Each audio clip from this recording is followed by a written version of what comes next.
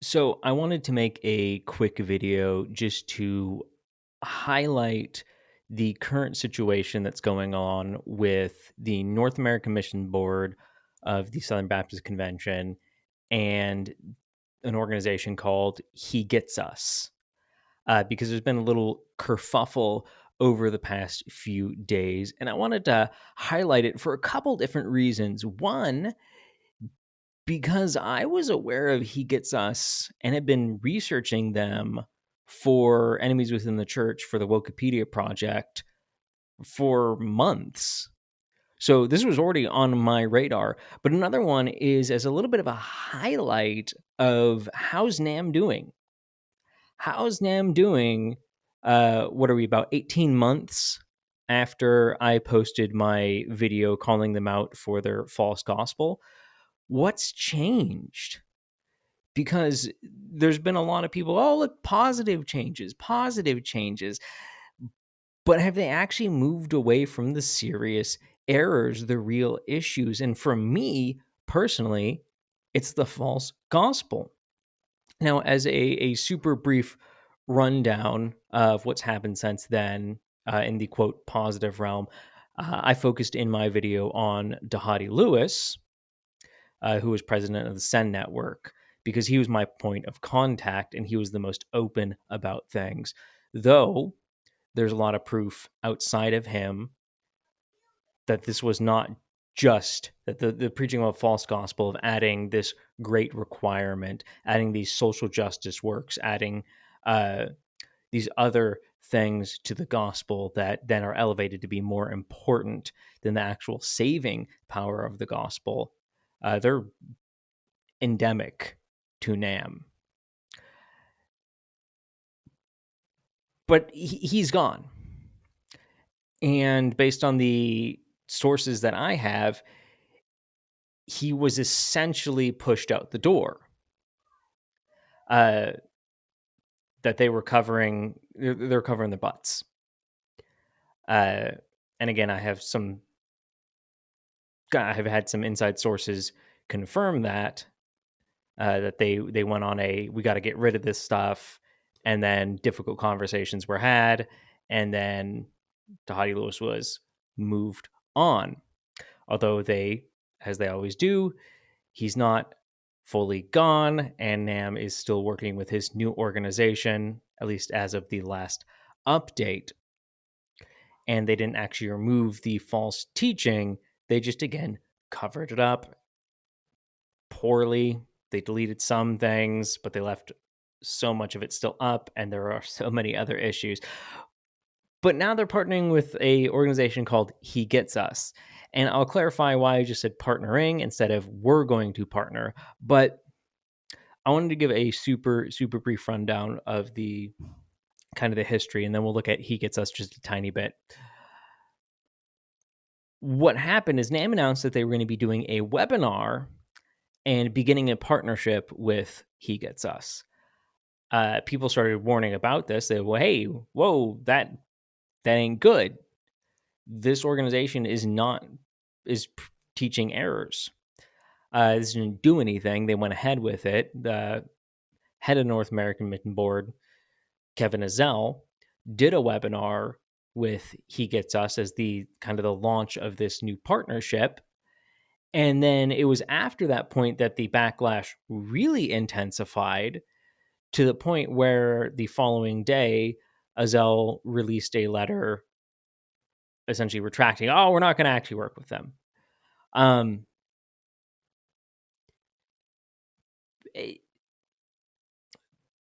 Let's just talk about He Gets Us, though. So this is who He Gets Us are. This is how they describe themselves. They describe themselves as they're not left or right, that they're not affiliated with a church or denomination, though they affiliate with the denominations, and they make that clear. We simply want everyone to understand and relate to the authentic Jesus as he's described in the Bible, the Jesus of radical forgiveness, compassion, and love. You should notice a theme in their language already. This is about sharing Jesus' radical love and acceptance of everyone. Though you may see Christians as hypocritical and judgmental, that's not what Jesus was about. Okay, so they're doing the traditional thing of throwing Christians under the bus, but Jesus is something different. It's to appeal to the world by bashing the church. Instead, Jesus offered radical compassion, stood up for the marginalized, and understood the human condition and all its frailties because he experienced them too. Just because he was in human flesh and he has a human nature does not mean he necessarily experienced all our frailties, because that includes, I mean, specifically without definition, that's going to include sins. He did not sin. Though he was tempted in all ways, he, he never failed. And they do describe him as someone who fails. We want to reveal the actual human experiences that Jesus had in his life and share them with you. His teachings and how he lived just might help you with your job, family, or relationship challenges, as well as issues like rejection, anxiety, depression, and more.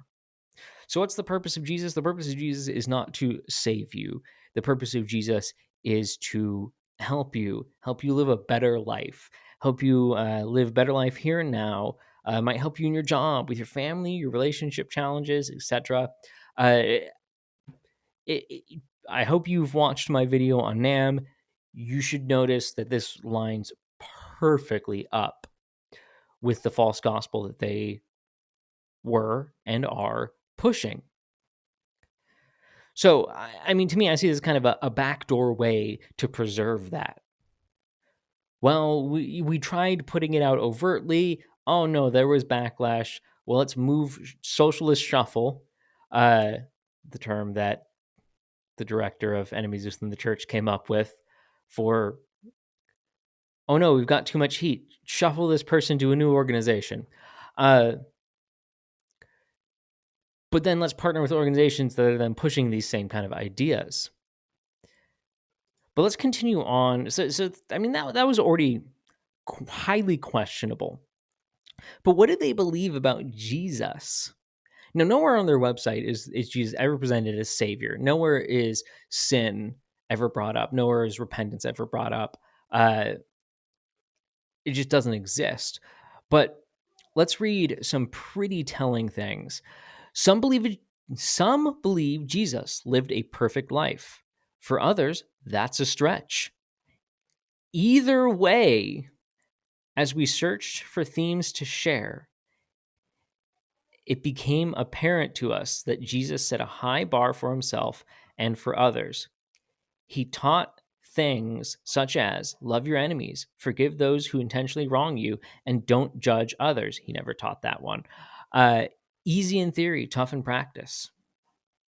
We realize that it must not have been easy for him to practice what he preached. Actually, it was perfectly easy. He lived a perfect life, and he was the one with whom all of everything he preached originated.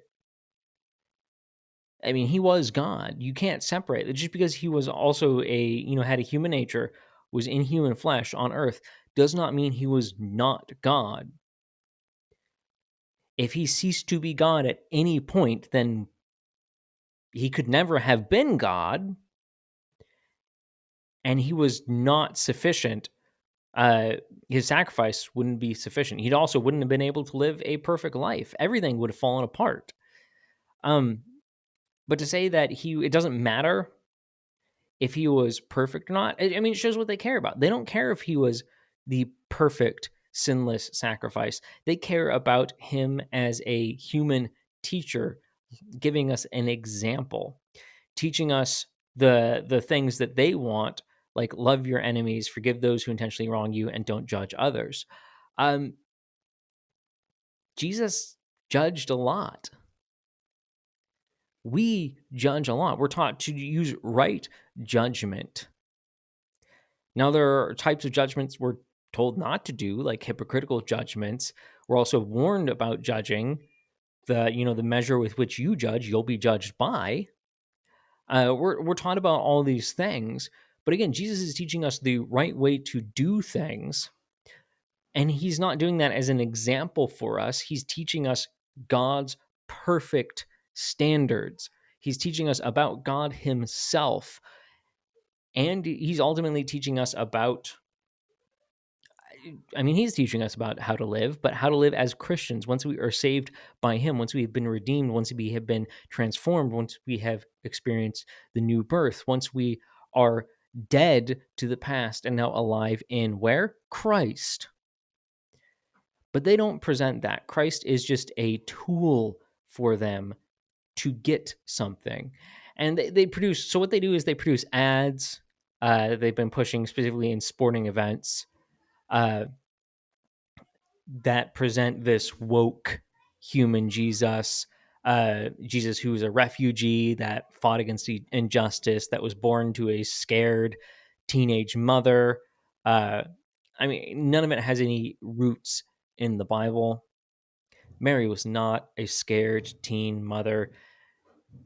Go read Mary's song. She was a woman of tremendous faith.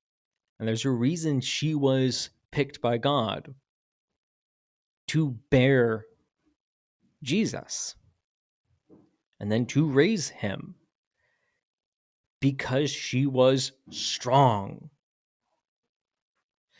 But so again, Kevin Ezell, head of NAMB, partners with them. And then he issues a quote apology, quote retraction. I'm not going to read the whole thing, but I wanted to, I mean, it's super short and you can go read it. But I wanted to highlight a couple little points. I just realized I could totally just put this on the screen.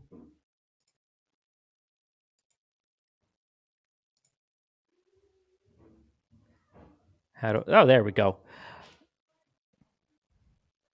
Just to make it a little bit nicer. But let's talk about a couple things from this. So I want to highlight this. Given the diverse population of our continent, we're always looking for ways to reach every person in their unique context with relevant resources that are true to the gospel.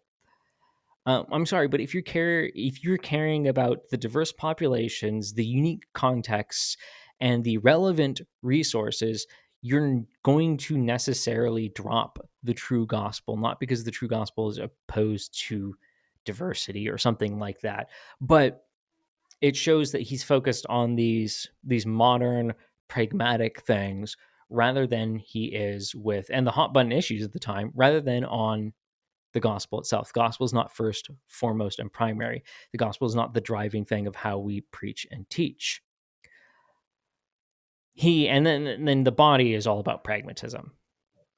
Why it would be, oh man, this was a great marketing opportunity. This is a great opportunity for co-marketing.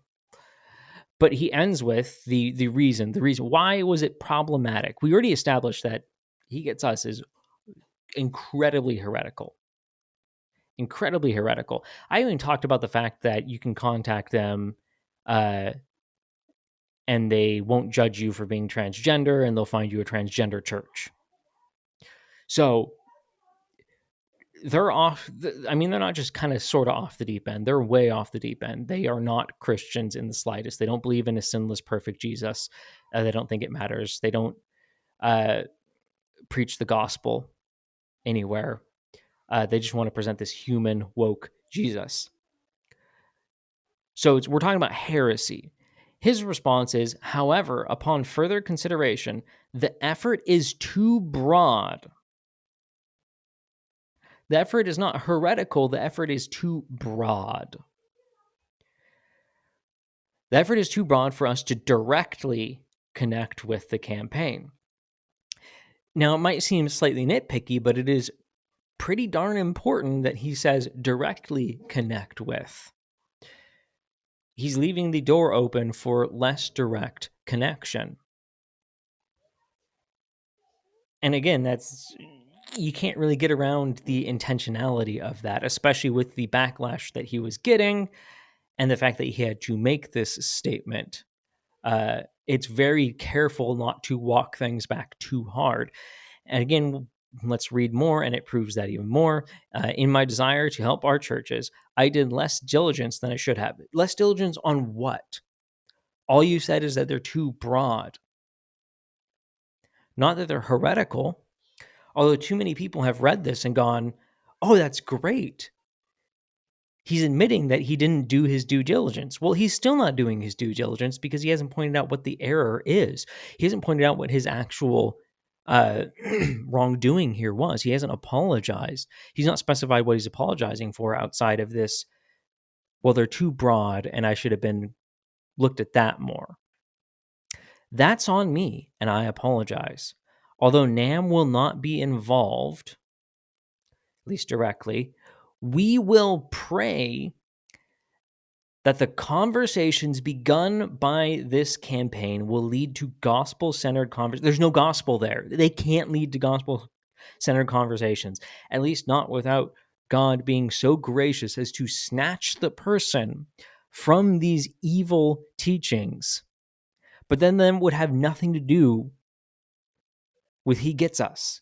In fact, it'd be everything to do, it'd be despite he gets us. And cause many to seek to learn more about Jesus. I mean, he doesn't, it's very clear. He doesn't see the issue with he gets us.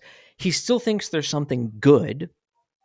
And he's not opposed to partnering with them.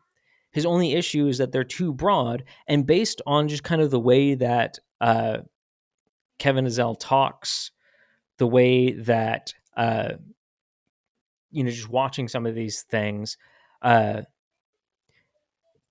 the too broad, at least the way I read it, again with the context of kind of being in this world, when they talk about too broad, they're usually indicating that they're too broad for a Baptist world. As in, we are Southern Baptist, yet they're a little bit more broad than that. And so we need to kind of we can celebrate them, and we can even maybe partner with them indirectly, but we can't partner with them directly because they're casting a wider net denominationally than we are. Not that they're heretical.